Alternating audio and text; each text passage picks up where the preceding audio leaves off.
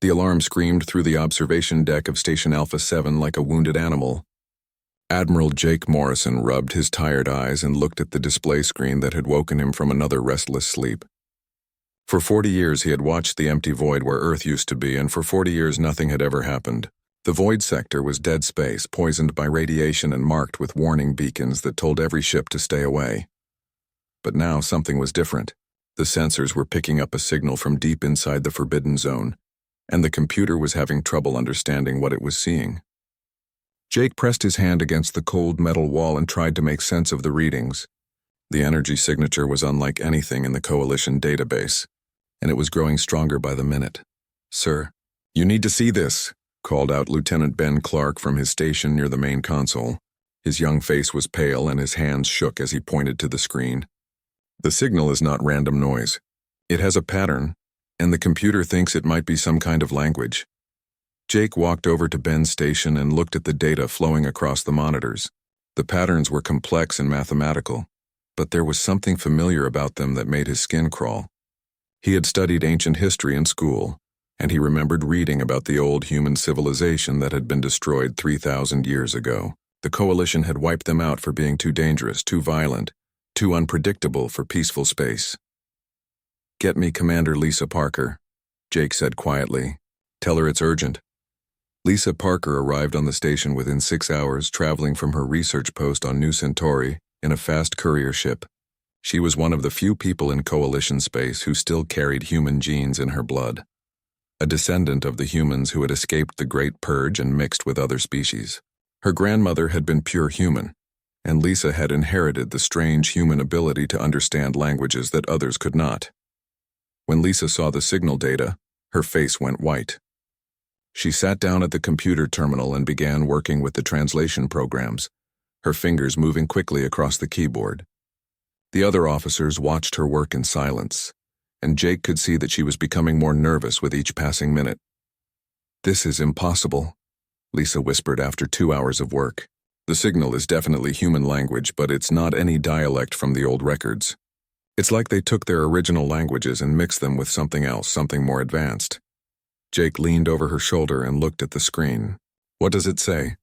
Lisa's hands trembled as she typed the final translation into the computer. The words appeared on the main display screen in simple Coalition standard, and everyone in the room read them at the same time. "We remember, we return. We reclaim." The silence that followed was heavy and frightening. Jake felt his heart beating faster as he realized what this meant. The humans were supposed to be extinct, their homeworld destroyed, their colonies burned to ash. The Coalition had made sure of that 3,000 years ago, when they decided that humanity was too dangerous to be allowed to exist. "Sir?" Ben said quietly. "There's more. The signal is getting stronger and it's moving toward us." Jake looked at the tracking display and saw a small dot moving through the void sector at incredible speed. Whatever was sending the signal was traveling faster than any known Coalition ship, and it was heading directly toward their station. He opened a communication channel to Coalition Command and sent an emergency message, but he knew it would take hours for help to arrive. "Commander Parker," Jake said, "I need you to send a response. Tell them we received their message and ask them to identify themselves." Lisa worked for several minutes to compose a message in the strange human language, then sent it toward the approaching signal.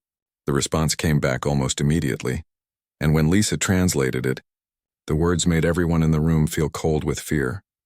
"We are the children of Earth, the sons and daughters of the exiled, the keepers of memory and the bringers of justice.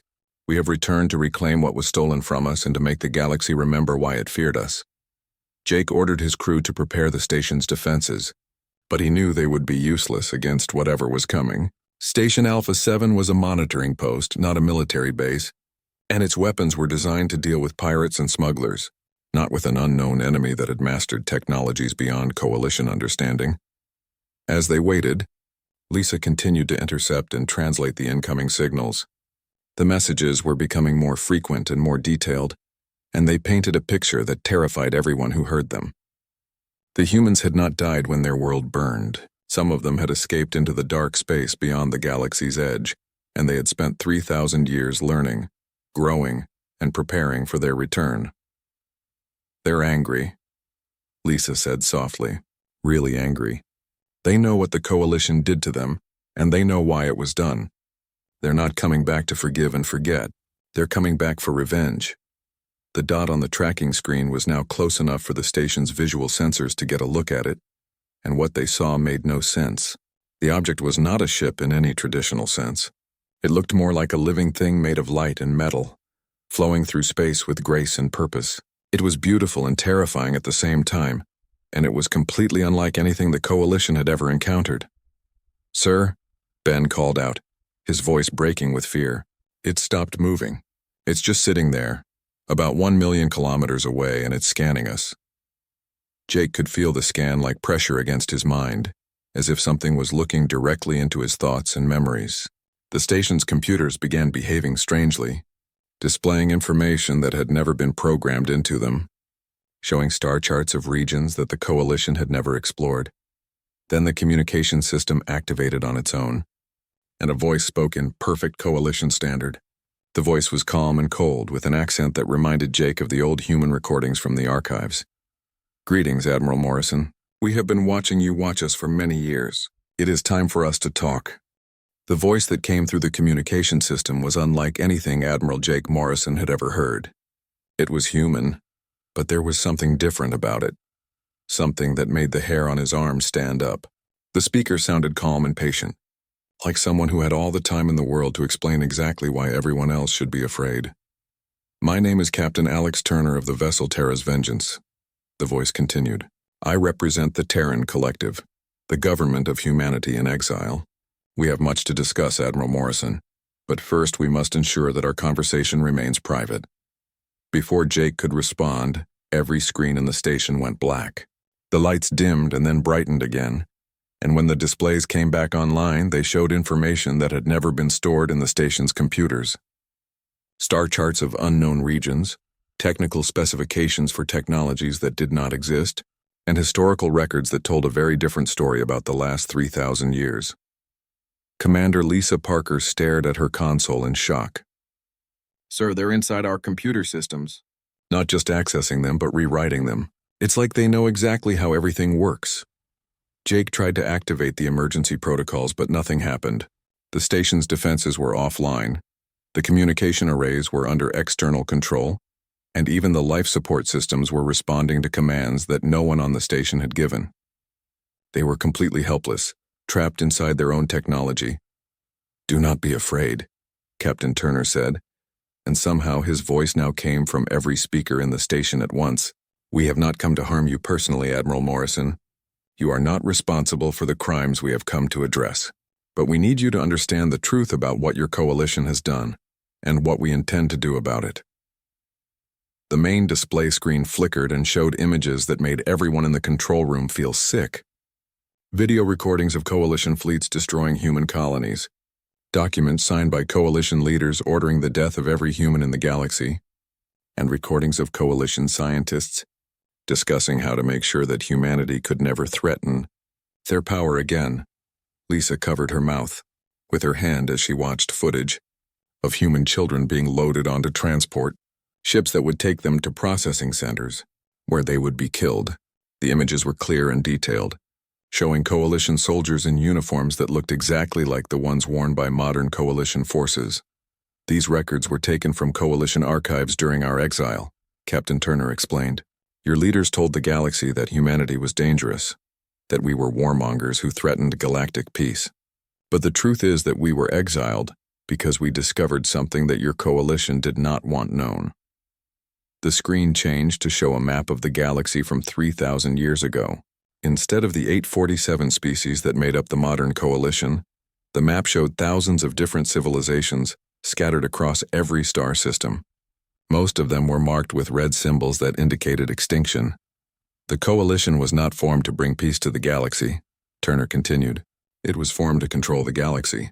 Over the past 5,000 years, your leaders have systematically destroyed any species that refused to submit to their authority. They erase the historical records, claim the empty worlds, and tell everyone that these civilizations never existed."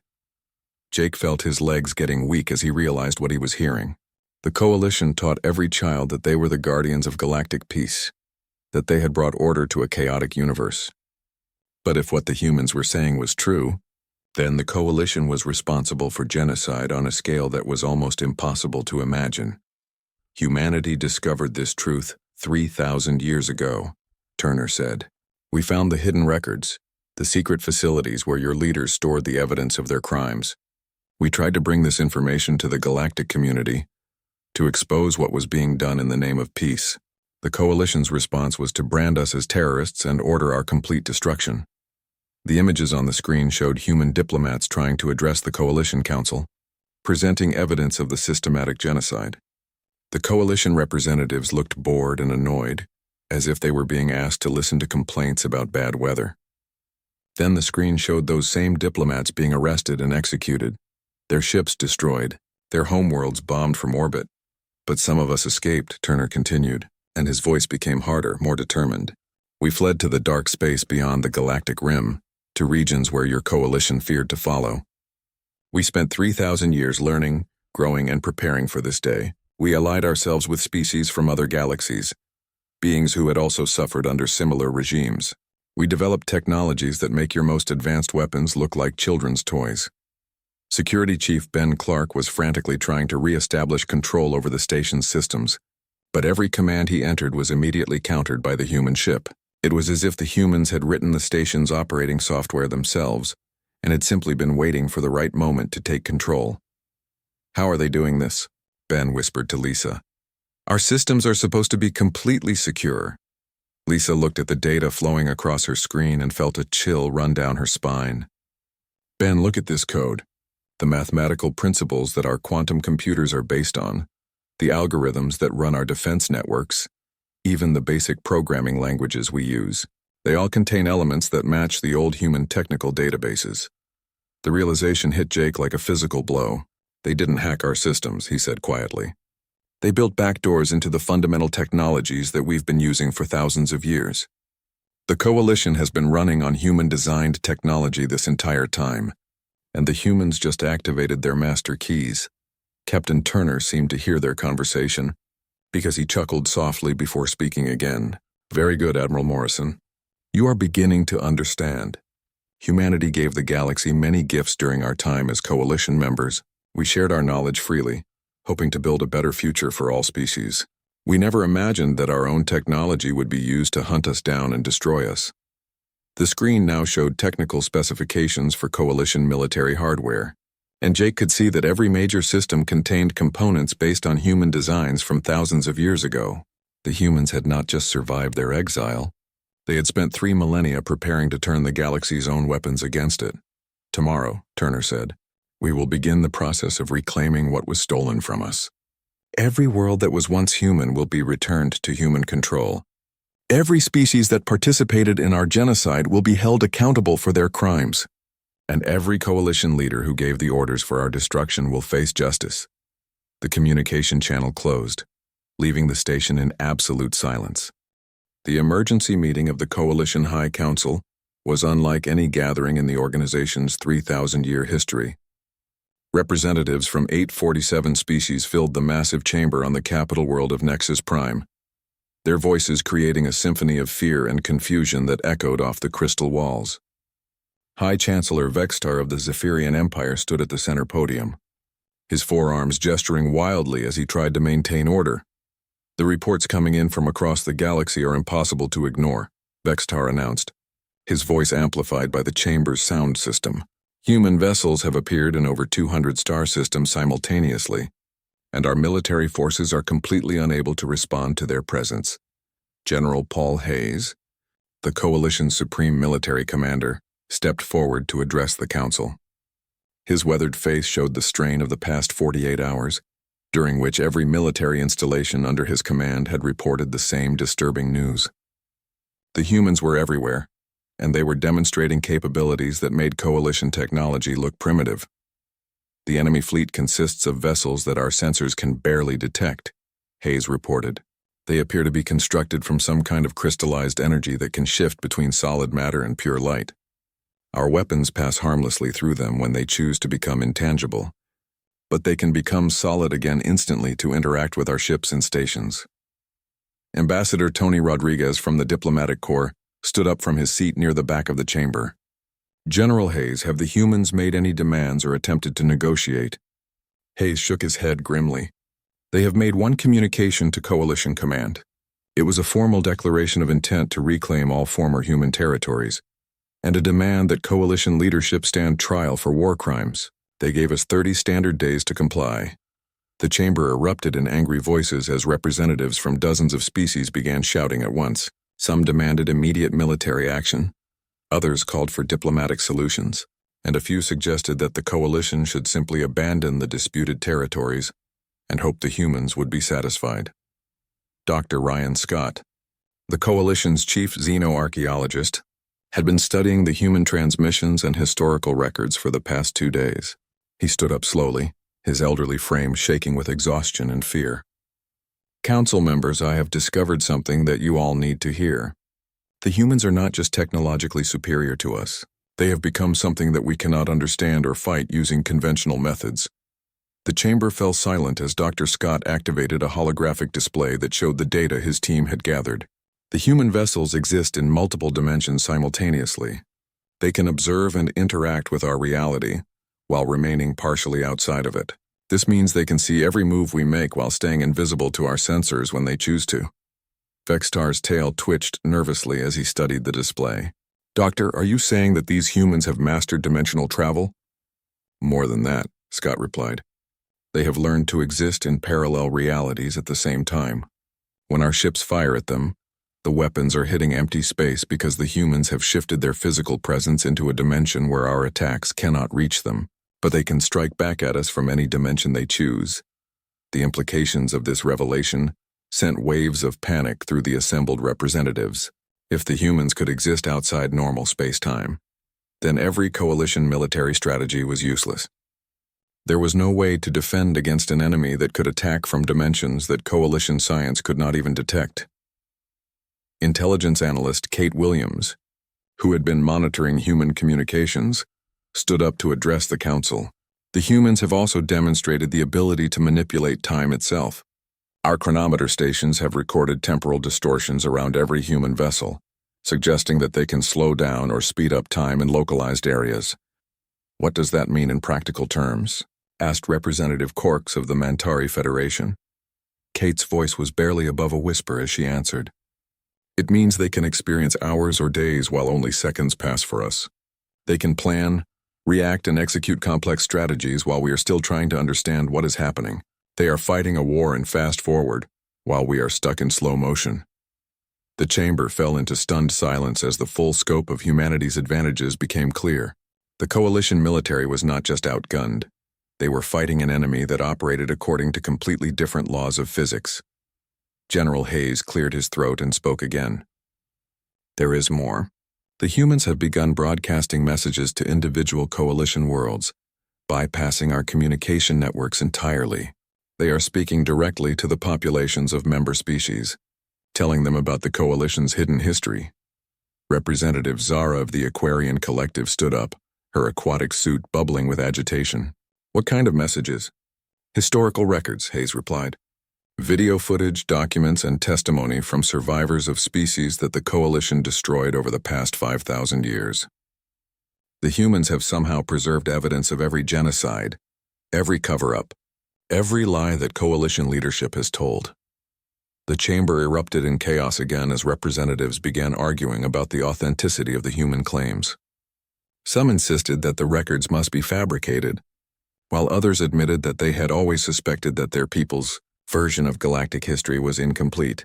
Dr. Scott activated another holographic display that showed a map of the galaxy with thousands of red dots marking extinct civilizations.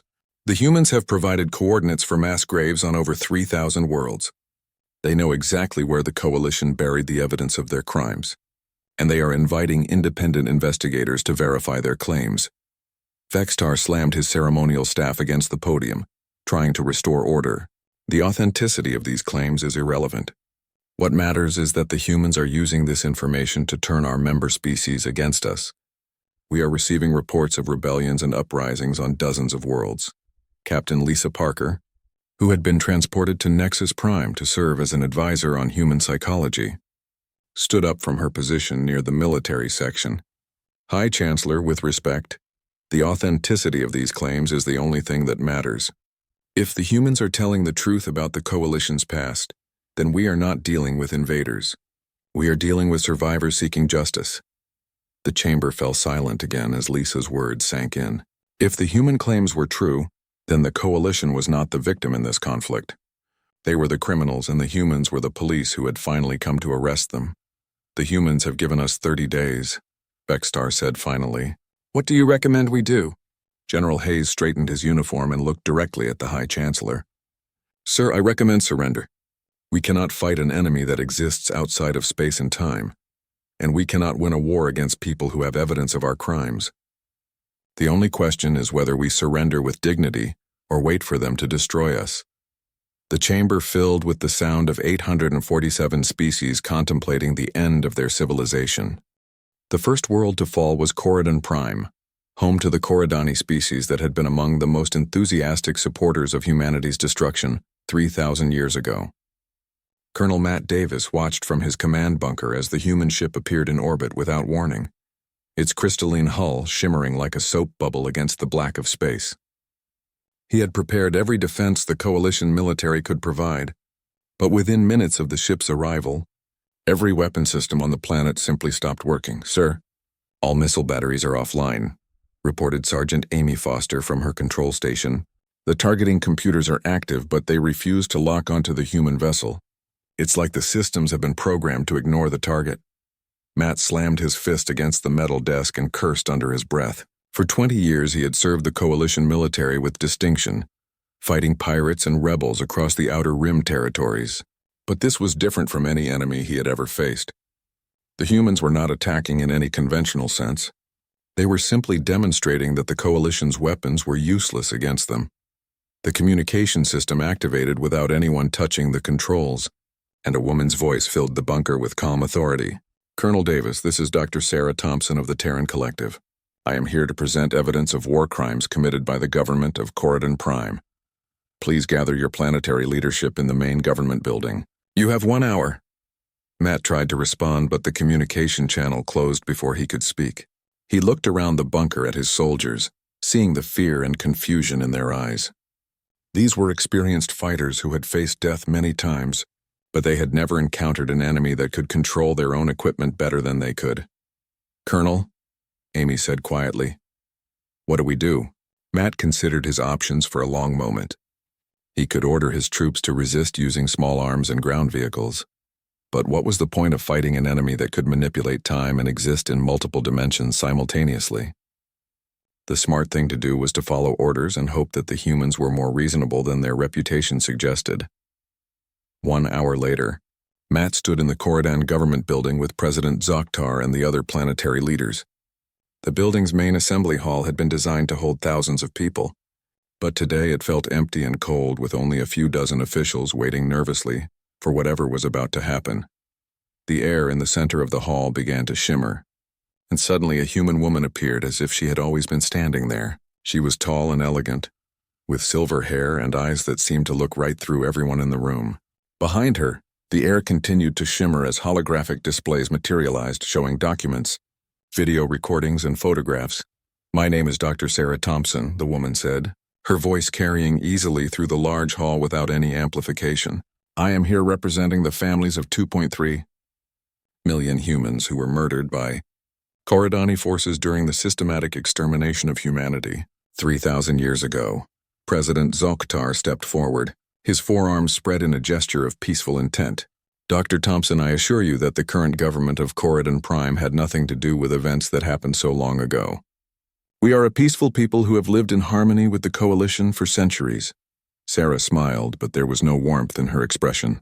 "President Zoktar, let me show you something interesting." She gestured toward one of the holographic displays, which began showing video footage of Corridani soldiers loading human prisoners onto transport ships. The images were clear and detailed, showing Coalition uniforms that looked exactly like the ones worn by modern Corridani forces. "This footage was taken from your own military archives," Sarah continued. "Your predecessors were very thorough in documenting their achievements. They recorded everything, including the systematic torture and execution of human civilians who had surrendered peacefully. The display changed to show documents signed by previous Koridani leaders, authorizing the construction of extermination facilities and the development of biological weapons designed specifically to kill humans. Matt felt sick as he read the casual language used to describe the murder of entire populations, as if the writers were discussing the weather. The current Koridani government has continued to benefit from the resources stolen from human colonies, Sarah said. Your capital city is built on land that belonged to human settlers. Your industrial complexes use technology that was taken from human research facilities.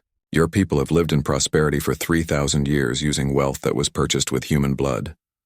President Zoktar's skin began to change color, a sign of extreme stress among his species. Dr. Thompson, what do you want from us? The past cannot be changed, and those responsible for these crimes have been dead for thousands of years. Sarah nodded slowly. You are correct that the past cannot be changed, but the future can be shaped by how we choose to address the crimes of history. The Terran Collective is prepared to offer the people of Corridon Prime a choice. The holographic displays changed to show a document written in both human and Corridani languages. Matt could read enough Koridani to understand the basic terms being offered. It was a treaty that would place Corridon Prime under human protection while allowing the Koridani people to maintain their own government and culture. You can choose to join the new galactic order that humanity is establishing, Sarah explained. You will return the stolen resources to their rightful owners, provide reparations to the descendants of your victims, and submit to oversight that will ensure these crimes never happen again. In exchange, you will be protected from retaliation and given the opportunity to build a better future. And if we refuse? Zoktar asked. Sarah's expression did not change, but somehow the temperature in the room seemed to drop several degrees. If you refuse, then you will be treated as an enemy of humanity and dealt with accordingly. We have waited 3,000 years for justice, President Zoktar. We will not be denied any longer. One of the Koridani ministers stepped forward, his voice shaking with fear. Dr. Thompson, surely you cannot hold an entire species responsible for the actions of their ancestors. Can we not? Sarah replied. Your species has enjoyed the benefits of genocide for 3 millennia. You have lived on stolen land, used stolen technology, and spent stolen wealth. You have told your children that the humans deserved to die, that they were dangerous monsters who threatened galactic peace. Every generation of Koridani has chosen to perpetuate the lies and continue the theft. The holographic displays began showing current Koridani textbooks and historical records, revealing how the official history taught to Koridani, children portrayed humans as violent savages who had attacked innocent coalition worlds. The truth about human scientific achievements, their attempts at diplomacy, and their peaceful colonization efforts had been completely erased from the records. However, Sarah continued, the Terran Collective believes in redemption through truth and justice. We are not here to repeat the mistakes of the Coalition. We offer you the chance to acknowledge your history honestly, make amends for your crimes, and build a future based on cooperation rather than exploitation.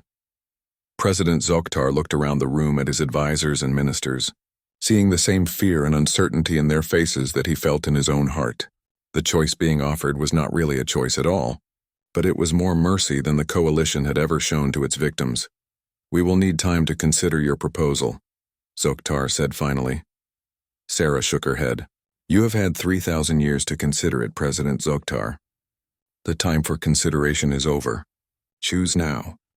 The great tribunal hall on New Terra had been constructed in the span of a single day, its crystalline walls rising from empty space as human technology reshaped matter and energy into a structure large enough to hold representatives from every species in the galaxy.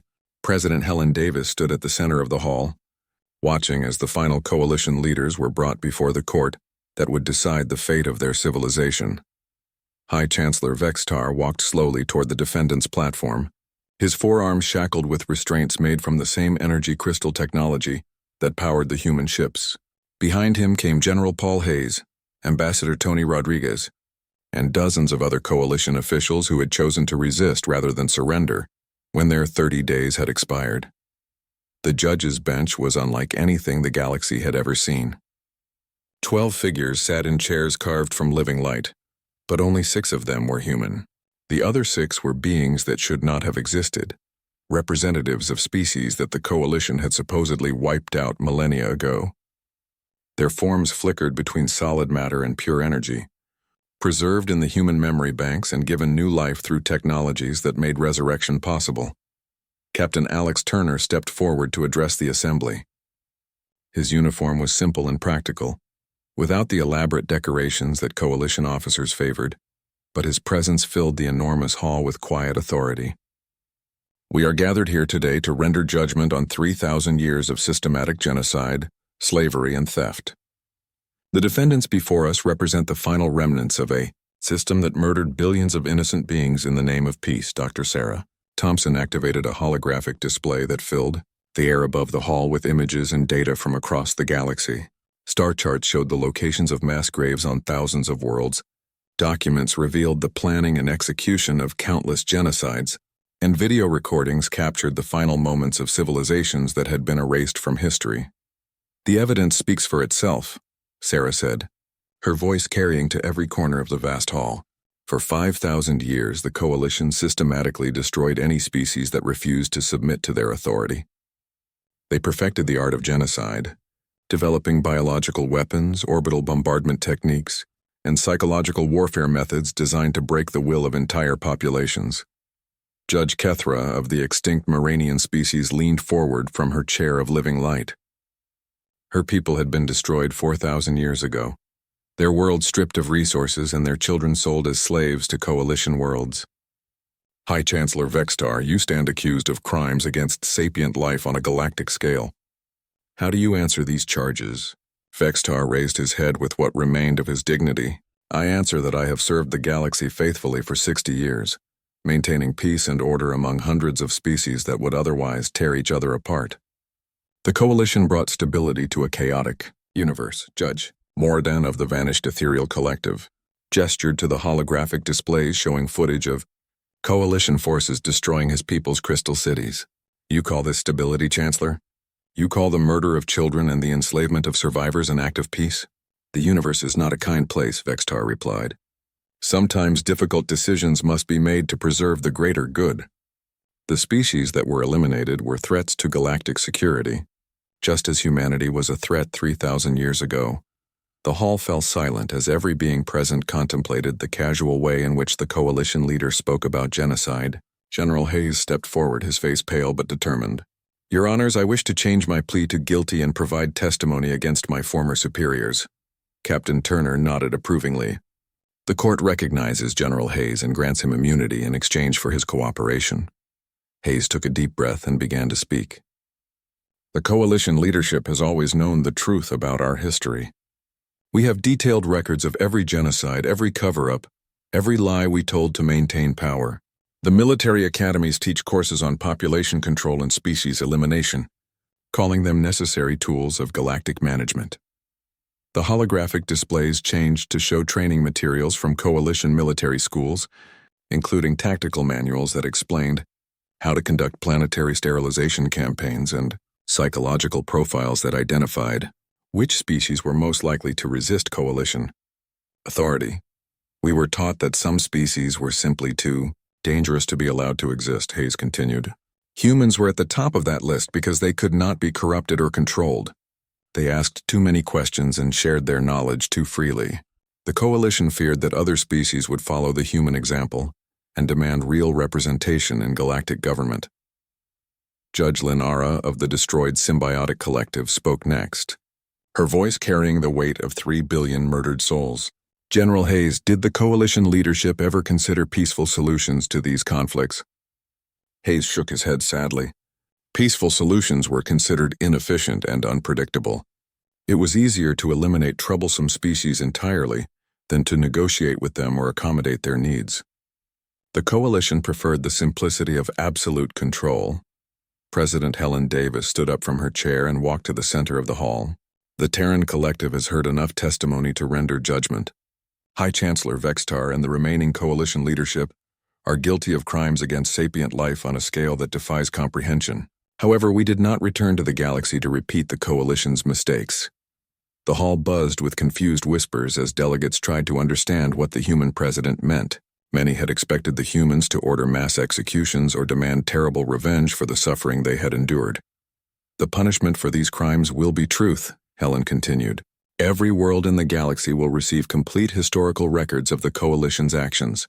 Every species will learn what was done in their name and who was responsible. The guilty will spend the remainder of their lives telling the truth about their crimes to anyone who will listen. Vexitar's tail twitched in confusion. That is all? You will not execute us or imprison us? Helen smiled, but her expression was cold as winter starlight. Death would be too simple, Chancellor. You will live with the knowledge that the entire galaxy knows what you are. Your names will be remembered forever as examples of what happens when power is allowed to corrupt absolutely. Captain Turner stepped forward again. The Coalition is hereby dissolved.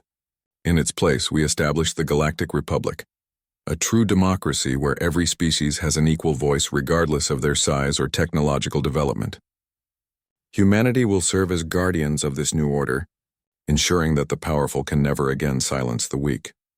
Dr. Sarah Thompson activated a final holographic display showing the new galactic government structure. The human fleet will patrol the space lanes, protecting smaller species from exploitation and preventing the formation of new tyrannies. We have learned to transcend death itself, so we will be watching forever. As the tribunal concluded, delegates from hundreds of species began the long process of building a new civilization based on justice rather than fear. The humans had returned not as conquerors but as teachers, showing the galaxy that true strength came not from the ability to destroy, but from the wisdom to protect those who could not protect themselves. In the years that followed, children across the galaxy would learn the story of humanity's return and the lesson it taught. Power without accountability leads to corruption, corruption leads to cruelty, and cruelty eventually faces justice. The humans had waited 3,000 years to deliver that justice, and they would wait 3,000 more to ensure it was never needed again. The galaxy had learned why it once feared humanity, and now it would learn why it should be grateful for their protection.